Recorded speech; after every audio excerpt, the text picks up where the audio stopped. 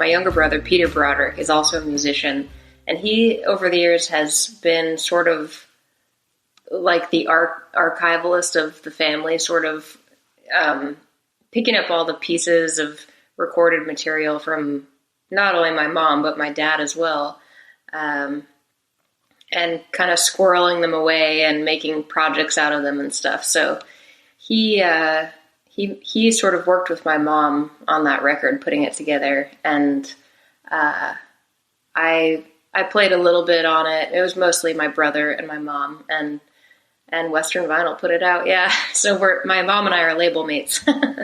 What does putting it together mean in that case? I mean, was it recordings that she had done previously?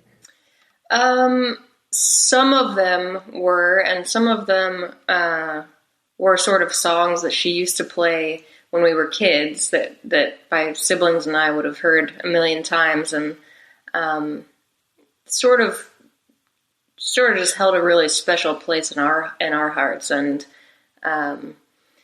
both of my parents are a bit shy about the music that they've made, or they don't make much music anymore, but they haven't been confident with sharing it with people at all. So I think if it weren't for Peter sort of, putting these collections of things together, I don't think either of them would have shared any of the music they've done, actually. So it sounds like she played around the house, at least. Both my parents played around the house. My mom was, in her younger years, she was a bit more out and about with it. She played an open mic night in Bellingham, Washington. And the story went that she all of a sudden started doing really well with the tips each night she would play. And so she got asked to be a regular artist at this little bar. And years later, she found out that it was my dad stuffing the tip jar. Was this before or after they were married? I think it was she probably found out before they were married. Yeah. Okay. Well, that's a better story. Yeah. She still loved him. It's a sign of, well, obviously he was a fan. It sounds like in more ways than one. Is that how they met? It is. Yeah.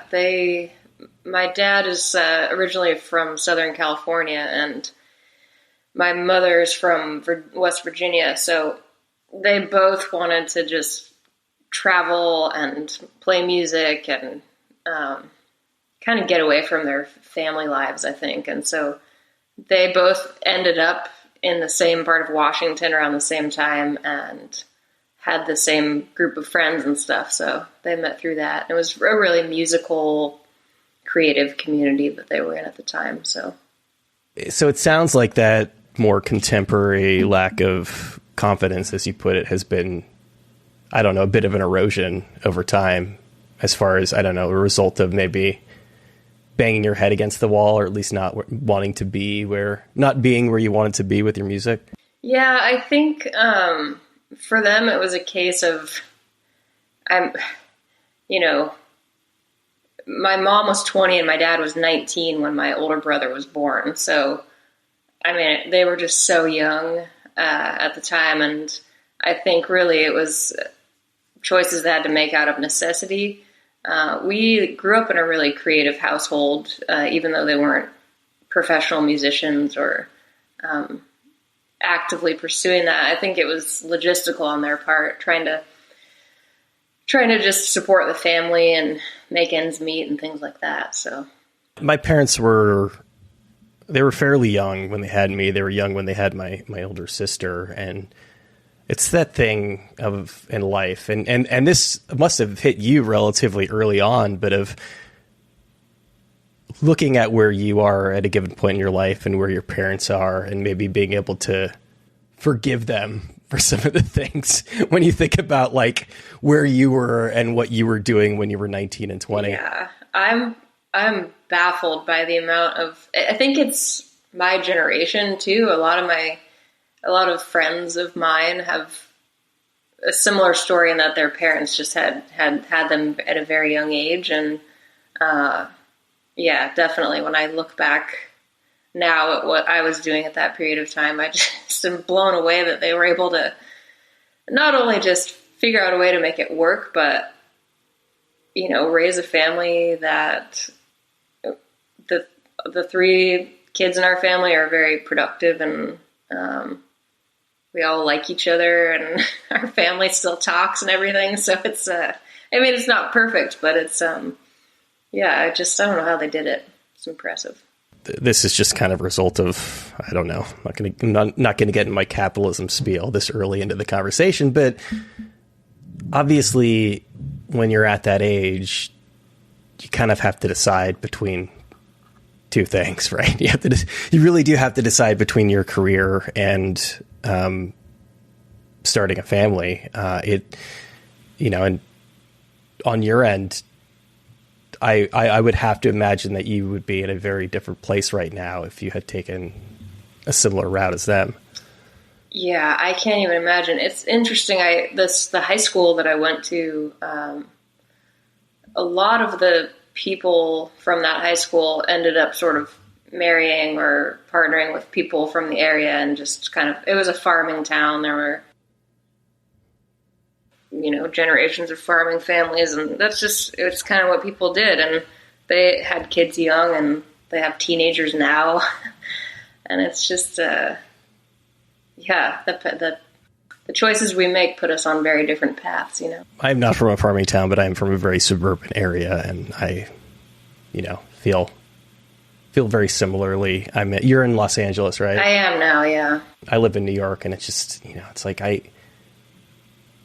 that in and of itself was a very sort of deliberate choice. And me moving to New York was very much me. I mean, I love New York and I always wanted to live here, but a big part of that was deciding that, okay, this is the point in my life where I want to focus on my career. And then hopefully, things will fall into place after that. Yeah. Yeah. For me, I really had a rough time in high school, and I wasn't being challenged academically or really falling in with a group of people that were interested in the same things that I was, or that I strived to be interested, that I thought I might be interested in. So I actually graduated a bit early and had a godmother that lived in London. And so I went, sort of did my own semester, half a year abroad with her, and I lived with her in London. And from that point on, I kind of just really knew there were other things out there that I wanted to explore more. And I ended up living in Denmark and Berlin and New York for a while. And I've moved around a lot, kind of trying to continue to experience things that I don't already know, The internet was around to a certain extent, not where it is now, but you didn't really even recognize that those sorts of things were an option until you moved to London? I think, for me, I was really, really shy when I was younger. It's still something that I struggle with sometimes, but I knew it was out there, but the internet to me at that point was AOL chat, and that's what it was, Instant Messenger. And I was chatting with people in some different states, but I don't think anyone internationally. And, England was probably the safest in the way that, it was the most similar to America, probably, as a first step out of a small town to go check things out. But I think it just showed me that my godmother was American, but she had decided to move to England and have a career there. So it was just sort of living proof, that you could do something else. Yeah. Obviously England is similar from the standpoint of language, and, that we are very much rooted in their culture, but that's still a big move, especially coming from a farming town and not really having, I guess, that much of a sense of the outside world. Moving to an entirely different country is still, that's got to be a big shock. It was. It was more of a shock than I imagined it would be. I thought in my mind once I got there, it would be out and about checking everything out, but I was pretty shell shocked for my first trip over. Also because I was alone and just, I would spend time with her on the weekends and take little trips and things. But yeah, I was still cautious, kind of checking things out. But yeah. How old were you? I was 16. That's young, not just to move out of the country, but that's young to like leave your parents. Yeah. Yeah. What was your relationship with music like at that point? At that point, it was definitely the thing I was the most interested in, not just in doing, but as a pastime, listening to it, watching and listening to different bands at the time. And I definitely knew that it was something that I wanted to pursue. I had been taking classical piano lessons when you first start taking lessons, it's not like you can really call it classical because you're still learning. Yeah, that's what it is, or that's what it leads to. Right. When you leave Mary had a little lamb, then you go to...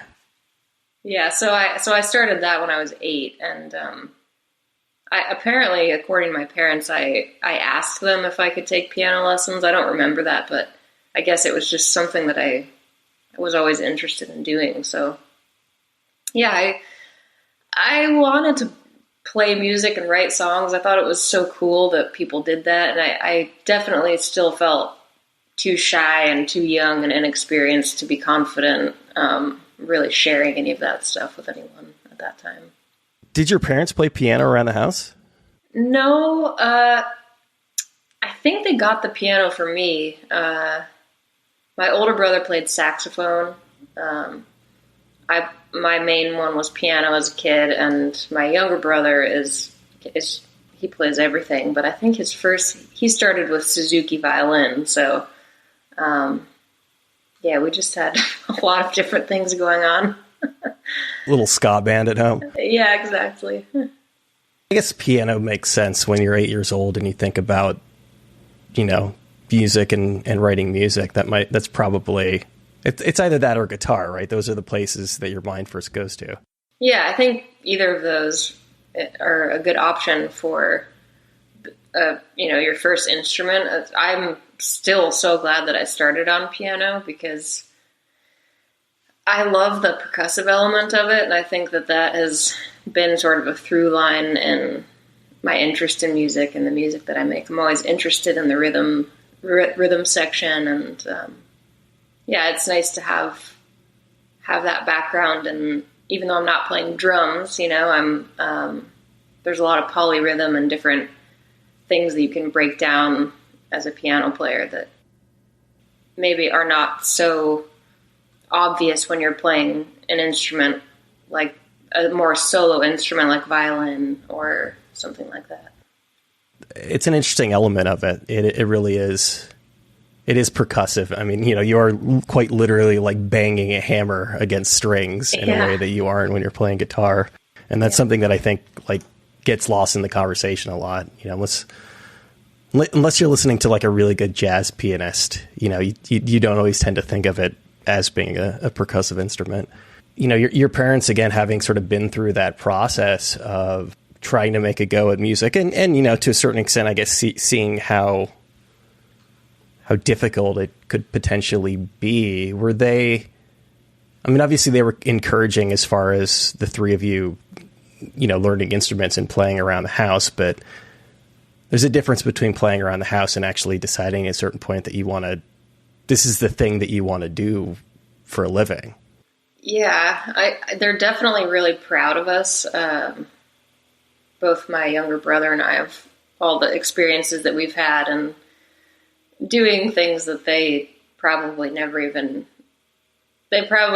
got to a point with their own performance where they even dreamed they would play on a TV show or something, or play in front of a large crowd. I think that the fact that they can go on YouTube and search for videos of us is exciting for them. But,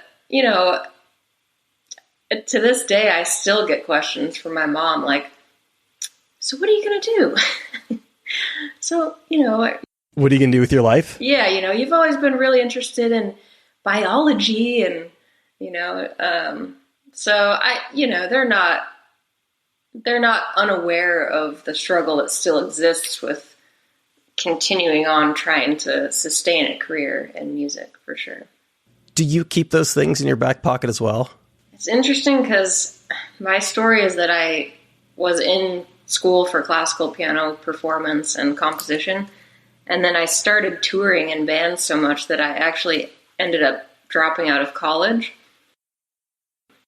because I couldn't manage doing both. It was just putting me further behind in school, and I wasn't getting any closer to a degree because of the way the courses worked and stuff. So I don't have a technical plan B. Like, I don't have a degree in graphic design or something. Music was your plan A and B. Music was my plan A and B, and I'm interested in so many things, and I've had any side job you can probably think of. I've probably had it over the years, to supplement income and stuff. So yeah, I'm always hustling. I think there does come a point, especially if it feels today like it's harder and harder to. It's a weird feeling because we have this seemingly infinite number of ways to connect with people, and the internet is a community that is the world, and so you can reach more fans all over the place, but it almost makes it harder to like make a splash, when you put a record out. So, and obviously with streaming and these sorts of capitalist companies and royalty distribution and stuff, I definitely am thinking often about, maybe I should come up with a better plan B, That's kind of a passing or distant thought, though. It's Yeah, when I really think about it, I just think music is really the only thing that I care enough about to put all my time and energy into, So it feels silly to just choose to not do that because money or, these other things. So thinking too much about a plan B is a really easy way to get distracted from plan A. Definitely, yeah. We missed a step in there from 16-year-old you in London to college. What happened in the meantime, and why was classical piano the thing that you decided to study? Classical piano was the thing I decided to study because, well, I had spent 8 years or so studying it, and then I took a break from it because I was tired of the mundane routine of the lesson and the practice, and my teacher and I got along sometimes, so I took a break from it. But then I discovered some new music that I could hear classical elements, and I could hear the things in modern music that I had learned, and I understood what was going on, and I just thought that was so cool. And so it made me feel like I wasn't learning this, I wasn't studying history anymore by learning these classical pieces, but I had sort of gained this skill set that I could put toward a number of other things. So, and then it just sort of revitalized it for me, and I decided to get back into it.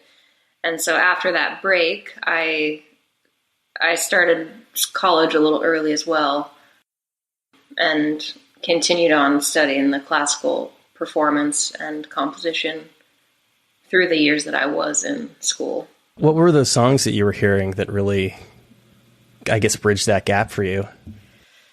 Let's see. I mean, I was into a lot of math rock at the time. That's the percussive element. Definitely. Like I would hear this music and sort of be counting out the time changes in my head, and that was a stimulating thing for me to be able to sort of figure out what they were doing there, you know? It's always the weird time signatures that bring people over. Yeah, totally. Yeah, so I liked that stuff. And then, you know that band Rachel's? They did sort of modern classical before neoclassical became such a, you know, big genre. They were kind of doing that before, and they employed really beautiful romantic melodies and interesting time changes, and they put some drums in, even though it was piano-based music. So it just sort of bridged the gap for me, and saw that I could use these things that I had learned for something cool. You're really bringing an entirely different context than I assume that a lot of the people that you play with, or certainly, you know, a lot of the people that you've toured with. It's like an entirely different way into that genre of music. Yeah, that's true. I remember when I was, how old was I? I think I was about 24. I moved to Copenhagen and joined this band, Efterklang. And they had sent me the songs to learn for our first concert prior to moving over, and I spent some time sort of listening to the parts I was supposed to learn and mapping them out for myself. And they were pretty complicated. Their music is really rhythmic and has a lot of time changes and stuff in it, so it was a fun project for me. But when I got to the first rehearsal and played them what I had figured out, they kind of just laughed and told me that they had no idea how I did that, because they had made this piano part by recording one finger at a time and recording like 12 tracks or something. So I had to kind of figured out how to put it together. And so they kind of like were setting you up for failure, it sounds like. Maybe so. Yeah. Do you feel like that background though really kind of informs the music that you write? I mean, I guess, is there a way in which it's kind of a superpower? I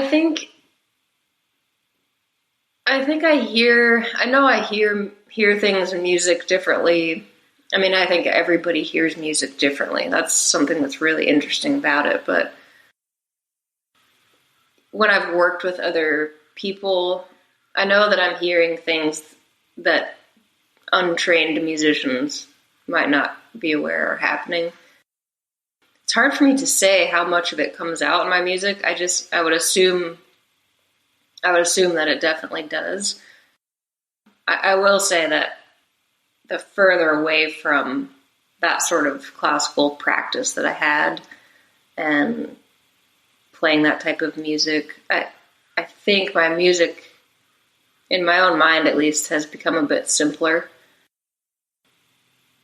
which I've been enjoying, at least lately, you know. So I would say outside of art, there are negative connotations around simpler, but you're sitting in front of this painting that looks like almost like Jackson Pollock-esque from where I'm sitting, you know, just like abstraction. There's a way in which in music and art in particular that minimalism is something a lot of people really strive for and have difficulty in, I suppose, editing themselves in that way. Yeah, I think especially now where we all have the capability to multi-track and record ourselves, I see a lot of people and a lot of bands get into the weeds, and, you know, just it's hard to finish something these days because there's an infinite number of options. But actually, for me, it's kind of the opposite. Like, I never overwrite for something, and to me, even when the end result is something that sounds stripped back or minimal or simple, if you want to call it that, it's like I put just as much work into it, time into it, and for me, yeah, I don't know. I guess that's just the song that comes out. Isn't there a sense in which that's kind of overwriting, in that you're doing a lot more to get something minimal on paper?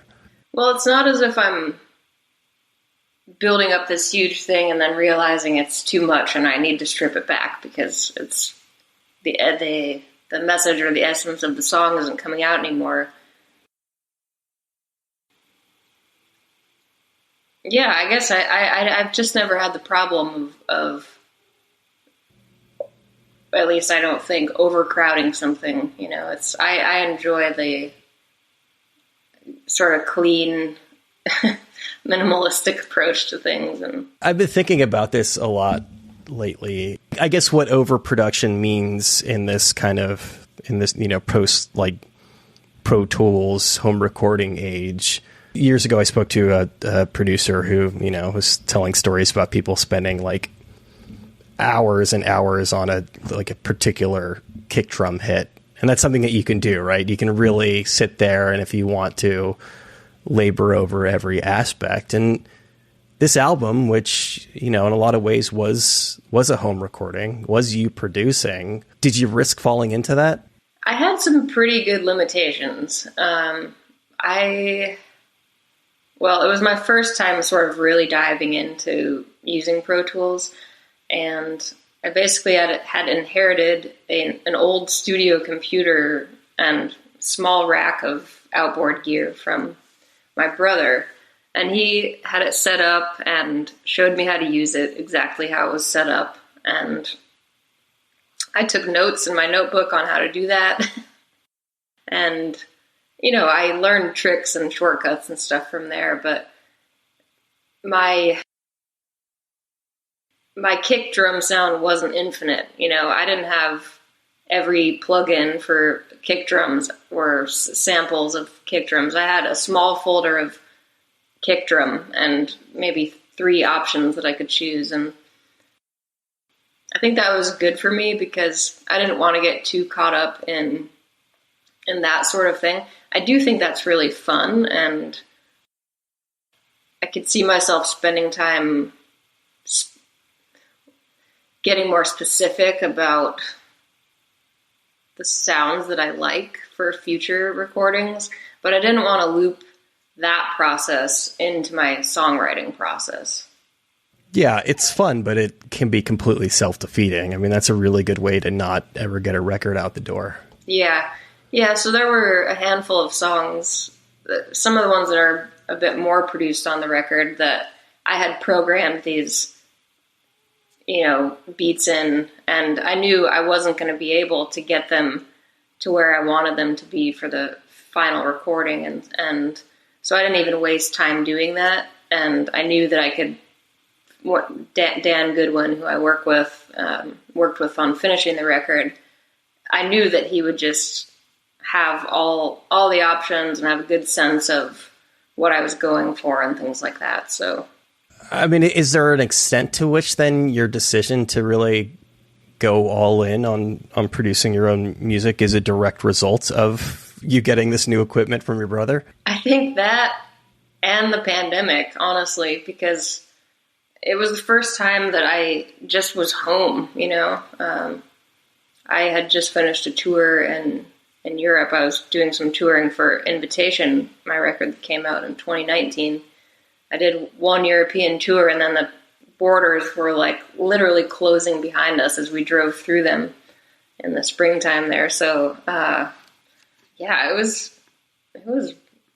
was really wild for me to just all of a sudden have nowhere that I needed to go. I mean, as it was for everyone, but it opened up this huge opportunity for me of just getting to work on songwriting and music. You didn't have any trouble self-motivating then, it sounds like. I don't think so. I mean, definitely had days where I couldn't do anything. But I think if I would have worked on music all day, every day in the pandemic, I might have burned myself out. And it was a weird time. I know a lot of people feel like I wasn't really sure if I had anything to write about, it was really overwhelming out in the world. And then the juxtaposition of that with just being in it more or less like an enclosed space where not much was changing inside the house, it was kind of hard to find something to tap into that felt worth sharing. And I didn't want to write a record that would make me or anyone else have to relive the pandemic either. So just immediately date it, even before it comes out. Right, yeah. I still bring this up all the time because it's really interesting to talk to people, because obviously it's not completely black and white, but for the most part, people either felt kind of paralyzed by everything that was going on and just had a complete block, or they were able to thrive and like suddenly having all this extra time. And it sounds like you're positioned more in the latter camp. Yeah, and I feel really fortunate for that. I mean, to just even have been in a position where I could do that. Especially early on when I would ask questions around this, I would get whispered answers of people talking about like how great the pandemic, because nobody wanted to say that, but like it was like actually for some people who were like in the right position, it was great. Yeah, and also, I mean, I'm a person that likes solitude. I like spending quiet time.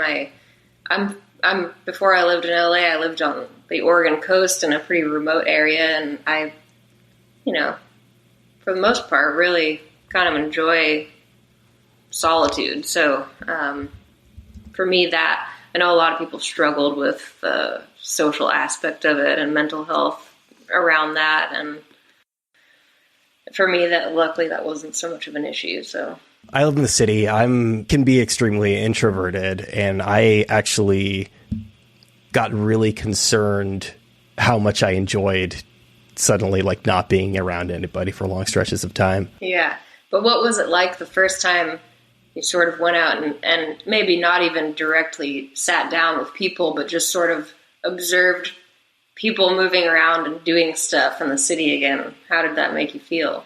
There's still some of this that lingers with me and probably does with a lot of people too, that like I still tense up in groups of people and enclosed spaces in ways that I didn't before, because, spending every day just thinking about virus transmission becomes pretty paralyzing in the long term. I think we have it in common that we're both a bit introverted, but yet you live in New York and I'm in LA. So, This is something I brought up plenty of times on the show, but because I think it's super interesting, and because this is something that I've like really had to kind of figure out about myself. I was living with a girlfriend who basically said, I don't know how you can do your podcast, you can go on TV, do interviews, go on stage in front of 1,000 people, and then I bring you to a party where you don't know anybody and you basically just like shut down the entire time and don't talk to anybody. And like, it's still to this day something really difficult for me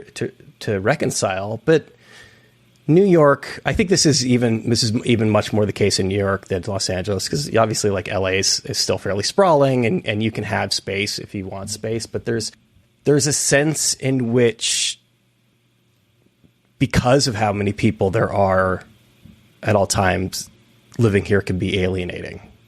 Yeah, it's almost easy to disappear in a crowd, which I remember feeling like that in New York, and sometimes it was just what I wanted, and sometimes it was a bit isolating and lonely, What brought you down to LA? Was it music? So LA was kind of the last city in the United States that I felt excited about trying to live in. Obviously, there's a lot of art and music here, which is cool. And I guess it was 2019. I got together with my partner, and he had recently just signed a lease on a place in LA. And so I ended up kind of starting to spend time here between tours, and then the pandemic hit. So then I was just here. So yeah, it was a weird few years to begin living in a new place. You couldn't really get out and meet the people and go to the shows and find the coffee shop that you liked, things like that. But yeah, as things have opened up again, I'm starting to see the different communities of artists and musicians, and there's a lot of stuff going on here all the time. So I think it's a good place to be for me right now. It's so funny, like how often when I ask that question, it just boils down to a boy or a girl. Yeah. The person that I want to be with was there. So like, of course it made a lot of sense for me to move there ultimately. Yeah. Yeah. I mean, it's easier to, and sometimes it feels easier to do life with somebody else, you know? Yeah. If you really want to know if you should be in a band with somebody, you know, go on tour with them, right? Like go, you know, take the van around the country. And if you really want to know if a relationship is going to work out in the long run, like live with somebody, because all of that stuff comes to the front really quickly. And for me, that can be a challenge. I mean, especially in New York, but of trying to, especially having had a, you know, very extroverted partner, of trying to really kind of convey that I needed alone time without feeling like a complete asshole in saying that. Yeah. Yeah, definitely. I mean, I've been in that situation before, and I think I have a pretty good balance now. My partner he works more of a 9-to-5 kind of job and travels a lot for work, so we have a small place, but I have a fair amount of time, or, you know, sometimes I'm alone for a week at a time or something. So I try to take advantage of using those quiet times for my work, you know. LA, you know, California, you know, you can drive outside the city and get to some real nature pretty quickly. You know, you've got the beach out there, but was there a part of you that regretted that you didn't ride the pandemic out on the Oregon coast? Yeah, I mean, luckily I was able to go up there for a pretty good stretch of time. About 3 months I was up there when the lockdown just seemed like it was going to be infinite. We drove up there and stayed for a few months. Overall, I think it's a really tough decision, because I definitely, what living out there taught me, especially after living in all these larger cities, was that after an adjustment period, like, I enjoy people and music and art and culture and all these things,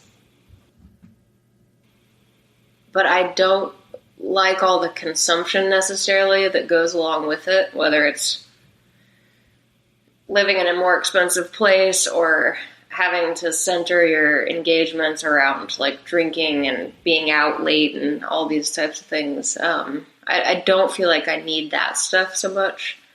And that was a nice realization to have. So I think it's felt good to get back to a place where you have the option to go out and see shows and go to art shows and just be around a more diverse group of people. I think I missed that stuff. So I don't know what my perfect scenario would be, you know? Yeah, I definitely like having a balance of the two if I can. I'm from Northern California. I'm from outside of San Francisco initially. So like I grew up with a very specific feeling about Los Angeles, let's say. But as I've gotten older and you know, gone back several times and visited people out there, that's one of the things that I do appreciate about it, is that obviously like second largest city in the country. So giant city, but also you can have that space when you need it. For a lot of people, it does straddle that line pretty well. Yeah, I think so, especially if you're coming from a place like New York, you know, where you've been in a really tight space. I think the key to Los Angeles is living in a neighborhood where you don't have to commute on the freeways, because I think the car culture here is the major downfall. One of the things that I kept coming back to, I mean, especially during that time period when I was, you know, dealing with some health issues and living through COVID out here, was really wondering why I was continuing to pay New York City rent when I like just literally like wasn't leaving my apartment.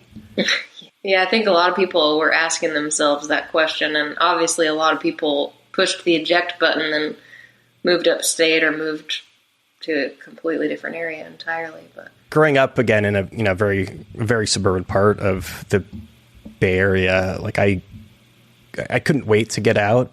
I couldn't wait to get to a city. I didn't necessarily know or really care which one it was going to be. And I have to assume that that's compounded by an order of magnitude living in a farm town, that like you just want to get out of there as quickly as humanly possible. Yeah, it was certainly true for me at the time. I can obviously appreciate it now for what it was more. And actually the area that I was living in as a kid, after my family was grown and left, the wine boom happened in the Willamette Valley.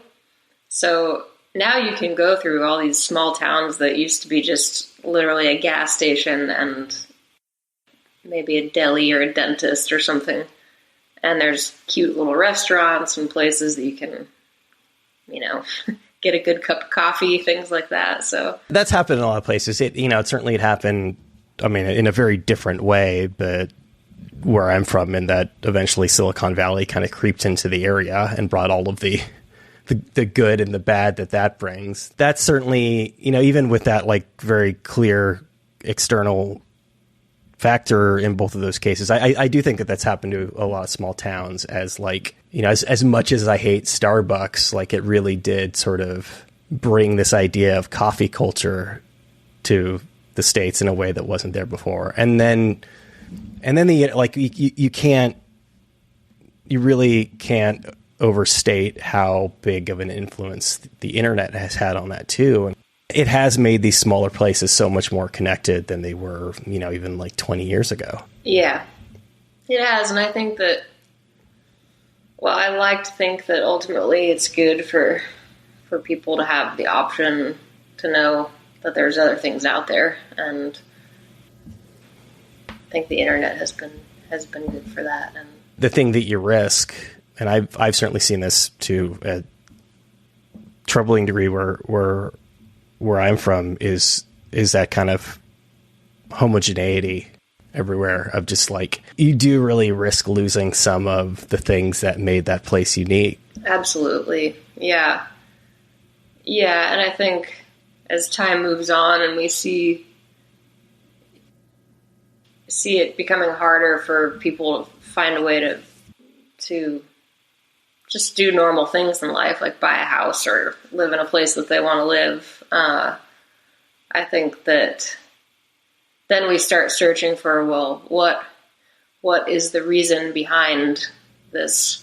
Why is it so hard? Who are the people that are responsible for making it so hard for all of the normal people to survive, and then it kind of comes back to the sort of capitalist nature of our society. So I was saying I wasn't going to get into it early in the conversation, knowing that at some point, like, things were just going to circle back to it. Frankly, it's unavoidable now. And the thing that I keep coming back to, and this is a really obvious thing on the face of it, but the thing that I've really realized, and I think that pandemic played a big part in helping me kind of wrap my brain around this, is that I think a vast majority of people want the world to be better for most people. Like, I think that is something that drives most people.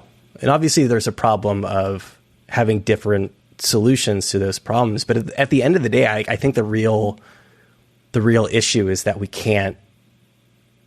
have profoundly different ideas of what the root is. And I don't know if we ever get to this place in society, but I think the only way there can really be any kind of real resolution is finding some common ground and really figuring out like what it is that has gotten us into this place and that is very much accelerating at the moment. Yeah, and I think that is people turning toward each other and, trying to empathize and find common ground. And I think that's the thing that gets harder and harder with technological development and this weird world of social media and things like that. It's you're connected with everyone all the time, but actually you're not connected at all. And I think we need actual human, sincere human connection to really solve problems, you know, because it's about being able to understand someone else's point of view. And if you don't know someone that has that other point of view, or you've never sat and actually had a conversation with them about it and tried to understand, it's hard to really make any progress from there. This really, I guess, depends on the parts of the Pacific Northwest that you grew up in, but somewhere like as you get closer to Idaho, yeah, there's a very clear set of politics there that maybe isn't there in the same way as you get closer to the coast, for example. But I mean, I know this is like a very cliched thing to say, but there's a reason for it. But the importance of traveling when it comes to being able to understand other people and other cultures. We talk about that a lot with regards to like leaving the country. Obviously important, get to know people around the world, but I think that there is an element of that to be had. I mean, we live in a huge country, right? We live in a giant country with a lot of people, a lot of space in between, people from every part of the world, you know, with all different backgrounds and ideas. And, you know, you have this, I mean, obviously you've earned it, but you have this like privilege and this ability to tour around. I mean, that's such an important part of the job that you do. And you get to go to all these different parts of the country and talk to people. I mean, that must be a pretty profound experience. Yeah, it's really bizarre to just sort of have fallen into sort of a career that has enabled me to do that. But you're right, it is really interesting. And I think one of my favorite parts about traveling, especially outside of the U.S., was that my immediate family was very liberal and arts central and stuff. But my extended family is actually kind of split, but there are some parts of my family that are very much the opposite. I have the same. It's actually split like between my parents. Yeah. I suppose it's not so uncommon, but it was really satisfying for me to be able to go to places like Tel Aviv and Jerusalem and things like that, and then report back that I can vouch that this place feels very peaceful. And, you know, obviously it's these war-torn areas are not all the time, but there was something about having this like direct family member that has been to the place. And, you know, my experience of being in Tel Aviv was drinking pomegranate juice and fresh squeezed pomegranate juice and watching people surf along the coast. So, you know, we can build up all kinds of stories in our minds, and the news feeds us, obviously, the most extreme version of the stories. But it's nice to be able to pass on the other good things that are happening around the world, you know? Yeah, but you don't even have to travel to Israel for that, because, like, look at half the country thinks that New York City is Mad Max right now. Yeah. It's really bizarre to see how that's played out. That like people just think that it's a crime-ridden hellscape. So you don't even have to go to, you know, halfway across the world to really to get that perspective. That's true. Oftentimes it's just about leaving your house and walking down the street, or, you know,